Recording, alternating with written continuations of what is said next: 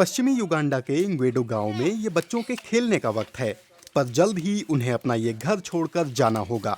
ये गांव उस इलाके के बीचों बीच पड़ता है जहां से तेल निकाला जाना है। फ्रांस की तेल कंपनी टोटल ने चार्ल्स ओटेमा और उनके परिवार को इस जमीन के बदले पैसे दिए हैं। टोटल ने मुझे पैसे दिए हैं। उन्होंने मुझे एक घर देने का वादा भी किया है। करीब 5 किलोमीटर दूर एक बस्ती बसाई गई है। यहाँ इस इलाके के 12,000 से ज्यादा लोगों को बसाया जा सकता है। दिग्गज तेल कंपनी टोटल और एक चीनी समूह युगांडा को तेल उत्पादक देश में तब्दील करना चाहते हैं।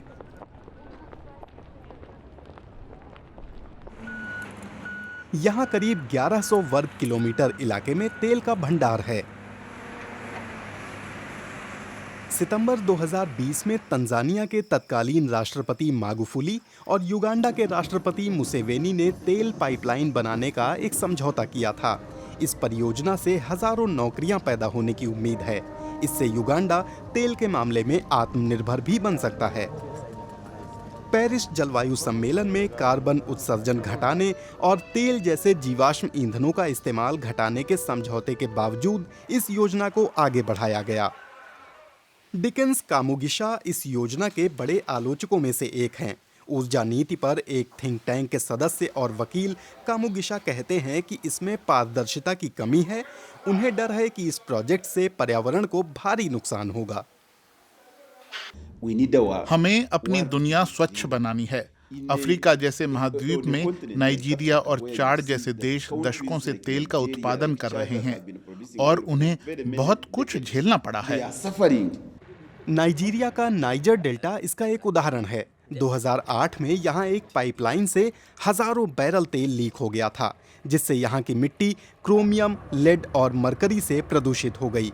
यहाँ के लोग आज भी इसका दंश झेल रहे हैं। यहाँ बोडो में हम दैनिक ज़रूरतों के लिए समंदर और समुद्री खाने पर निर्भर हैं। आज तकरीबन सारे समुद्री जीव यहाँ से जा चुके हैं। तेल रिसाव की वजह से हम उन्हें दोबारा हासिल नहीं कर सकते हैं।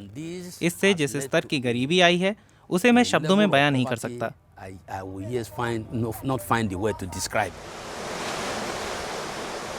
मर्चिजन फॉल्स में 2025 से तेल निकाला जाना शुरू हो सकता है। ये युगांडा के सबसे ज्यादा जैव विविधता वाले इलाकों में से एक है। तेल कंपनी टोटल का दावा है कि वो इस नेशनल पार्क के सिर्फ 1% हिस्से में खुदाई करेगी। कंपनी का दावा है कि सब कुछ पर्यावरण के अनुकूल तरीकों से किया जाएगा, जिससे वन्यजीवों को कोई खतरा ना हो। लेकिन डिकन्स मानते हैं कि इतना काफी नहीं है। वो प्रभावित इलाकों के निवासियों को सलाह देते हैं और चाहते हैं कि लोगों की आवाज़ सुनी जाए। वो कहते हैं कि युगांडा में तेल का उत्पादन रोका जाना चाहिए, लेकिन जिनके स्वार्थ इसमें निहित हैं वो इसे लगभग असंभव बना देते हैं।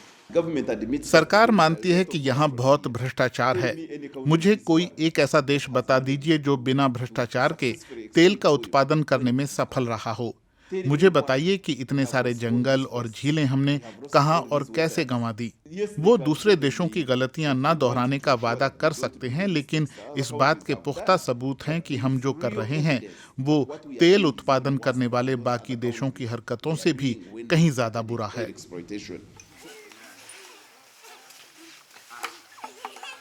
इंग्वेडो गांव में चार्ल्स को उनकी जमीन के बदले मुआवजा मिल सकता है, लेकिन वो कहते हैं कि वो अपना फैसला लेने के लिए आजाद नहीं हैं। उन्होंने जमीन खरीदने के लिए बहुत कम पैसा दिया है।